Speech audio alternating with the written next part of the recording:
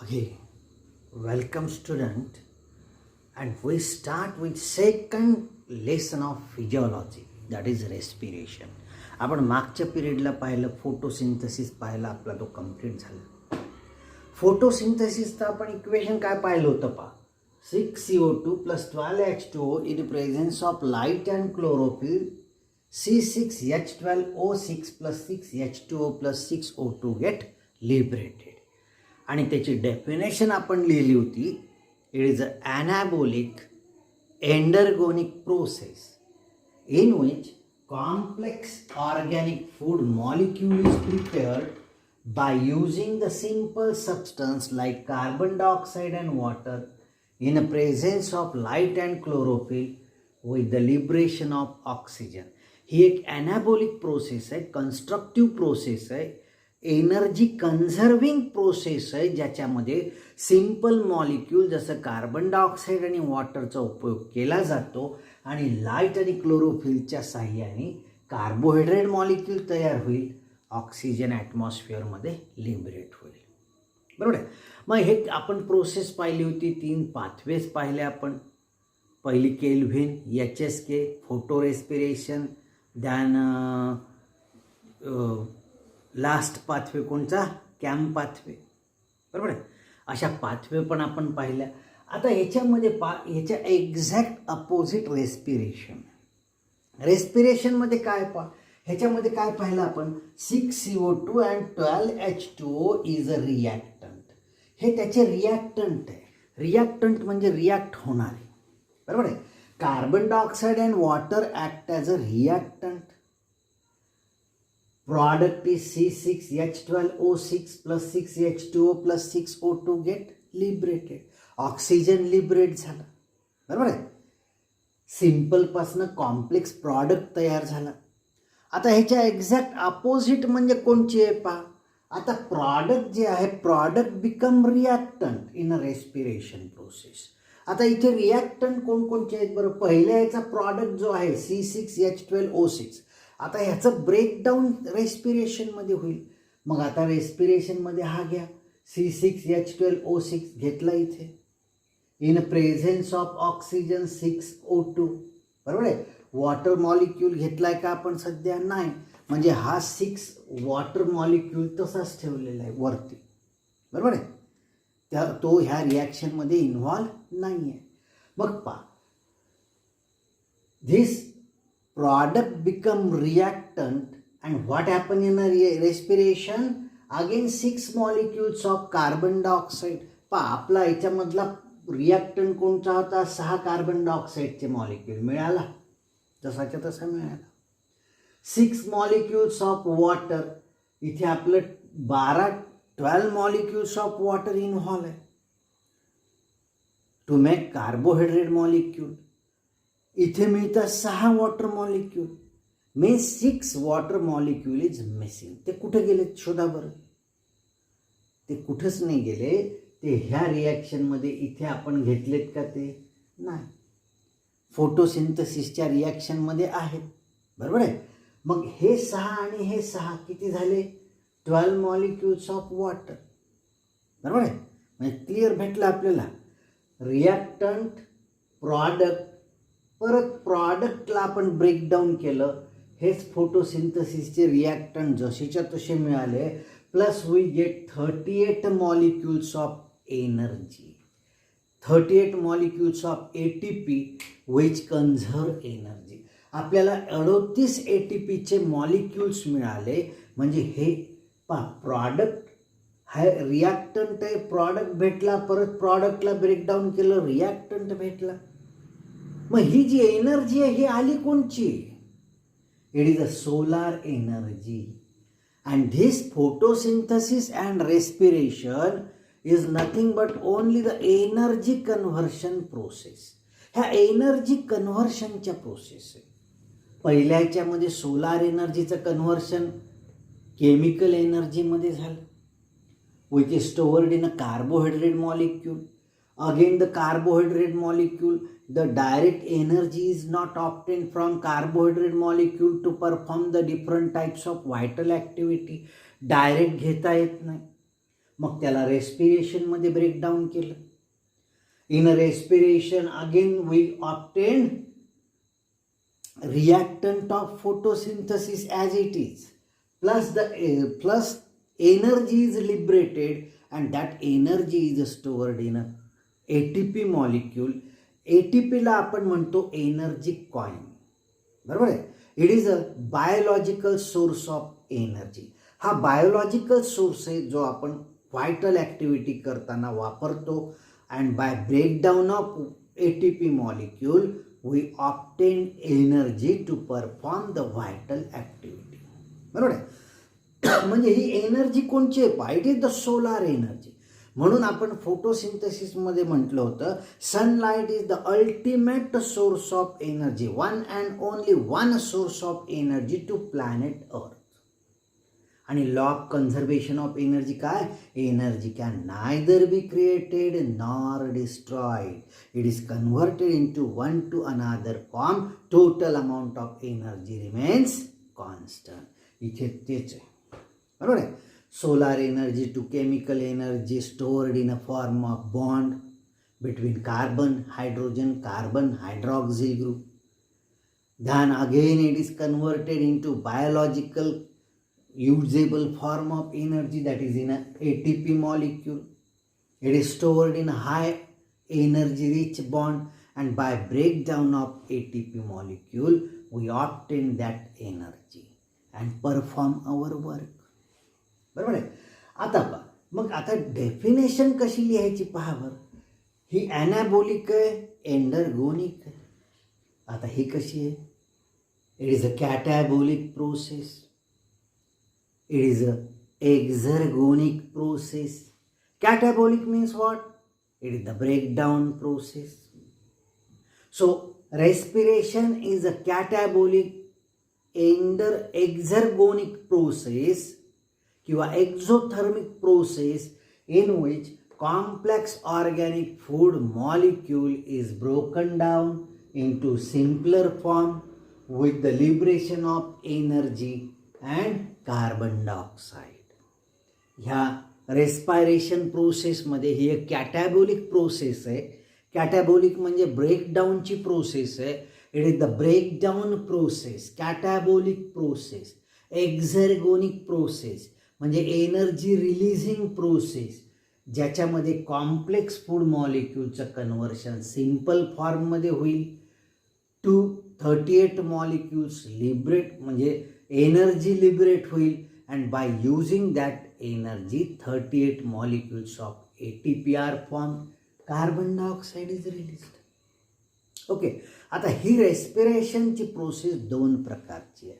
First is aerobic respiration, second anaerobic respiration. Aerobic म्हणजे काय?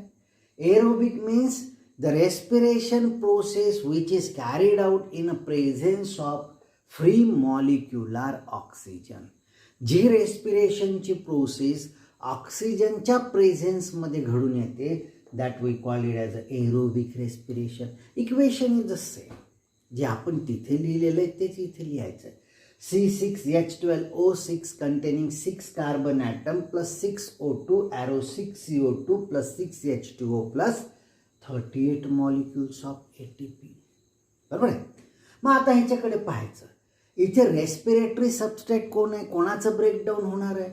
Definition लिहिले काय? डेफिनेशन लिहिली पहा. The respiration process which is carried out in a presence of free molecular oxygen. जी रेस्पिरेशनची प्रोसेस फ्री मॉलिक्युलर ऑक्सिजनच्या प्रेझेन्समध्ये घडून येते, that we call it as a aerobic respiration. Oxygen, बरोबर आहे. मग आता पाहायचं याचे स्टेप्स आपल्याला लिहायचे. आता ह्या स्टेप्स कशा आहे? ह्या इक्वेशनकडे पाहून लिहित आहेत. हे इक्वेशन महत्त्वाचं आहे. मग पहिलं लिहायचं रेस्पिरेटरी सबस्ट्रेट कोण आहे, ज्याचं ब्रेकडाऊन व्हायचं आहे तो रेस्पिरेटरी सबस्ट्रेट आहे, बरोबर आहे. मग कोणाचं ब्रेकडाऊन होऊन राहिलं? कार्बोहायड्रेट मॉलिक्यूलचं. So carbohydrate molecule act as a respiratory substrate, बरोबर आहे. मग आता ह्याचं कम्प्लीट ऑक्सिडेशन झालं का? कम्प्लीट ऑक्सिडेशन म्हणजे कम्प्लीट ब्रेकडाऊन झालं का? कम्प्लीट ब्रेकडाऊन म्हणजे ज्याच्यापासनं तो बनलेला आहे तेच प्रॉडक्ट परत मिळाले का? Yes. Complete breakdown of respiratory substrate takes place. इथे रेस्पिरेटरी सबस्ट्रेटचं कम्प्लीट ब्रेकडाऊन झालं. असं का बरं म्हणतो आपण? कारण इथे कार्बन डायऑक्साईड आणि वॉटर मॉलिक्यूल भेटले. इथे कार्बन डायऑक्साईड आणि वॉटर मॉलिक्यूलपासून कार्बोहायड्रेट तयार झालेला आहे. As it is formed by utilizing carbon dioxide and water molecule, and again by breakdown of carbohydrate molecule, we obtain the same. That means complete oxidation of respiratory substrate is carried out. मग पहिला लिहिला point कोणचा? Carbohydrate act as a respiratory substrate. बरोबर आहे. दुसरा point लिहिला complete oxidation of respiratory substrate takes place. Respiratory सबस्ट्रेटचं complete oxidation झालं. बरोबर आहे. तिसरा पॉइंट लिहिला प्रॉडक्ट सिंपल आहे का कॉम्प्लेक्स आहे? कार्बन डायऑक्साईड आणि वॉटर सिंपल आहे. So the product which are formed is a simple. बरोबर आहे. हार्मफुल आहे का हार्मलेस आहे? The product which are formed is a harmless product. Harmless product इथे तयार होतात. बरोबर आहे. The ATP molecule which is formed is 38 molecules of ATP. That means 6 which generate 686 kilocalorie or 2870 kilojoules. बरोबर आहे.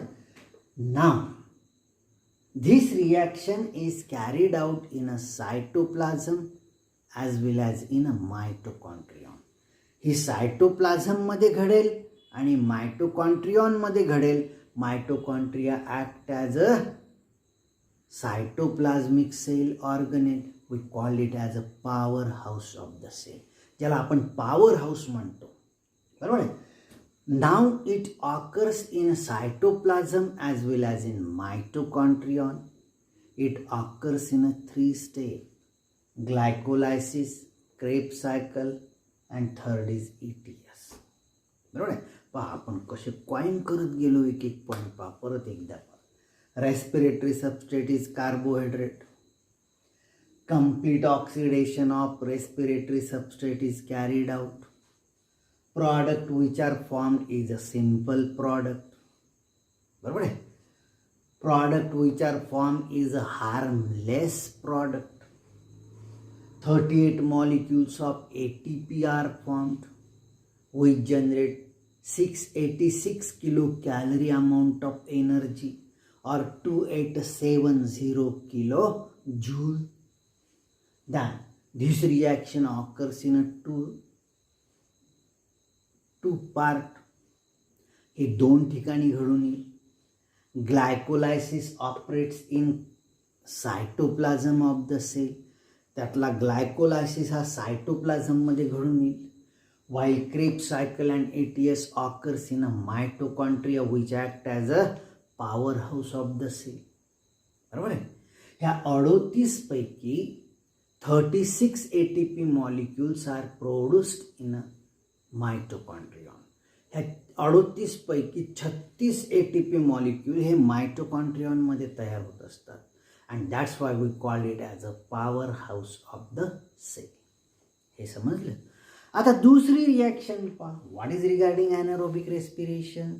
इथं ऑक्सिजन आहे का? नाही. म्हणजे absence of oxygen. So the respiration process which is carried out in absence of free molecular oxygen. जी रेस्पिरेशनची process free molecular ऑक्सिजनच्या अब्सेन्समध्ये घडून येते, that we call it as anaerobic respiration. बरोबर आहे. इक्वेशन लिहायचं पहिले. इक्वेशन पाठच करून टाकायचं. C6H12O6 absence of free molecular oxygen म्हणजे इथे ऑक्सिजन नाही. प्रॉडक्ट पॉवर काय? टॉईस C2H5OH म्हणजे इथिल अल्कोहोल आहे, plus twice CO2 plus 2 molecules of ATP. बरोबर आहे. मग इथे परत तेच लिहायचं आपल्याला. रेस्पिरेटरी सबस्टेट कोण आहे? Respiratory substrate is a carbohydrate. बरोबर आहे. आता इथे पाहायचं कम्प्लीट ऑक्सिडेशन झालं का रे बाबा? नाही. So incomplete oxidation of respiratory substrate takes place. कारण प्रॉडक्ट कॉम्प्लेक्स आहे, सिंपल नाही आहे. सिंपल कोणता? हा सिंपल. बरोबर आहे. So incomplete oxidation of respiratory substrate takes place. Product which is formed is a complex product, ethyl alcohol. बरोबर आहे. आता इथिल अल्कोहोल हार्मफुल आहे का हार्मलेस आहे माहिती आहे तुम्हाला.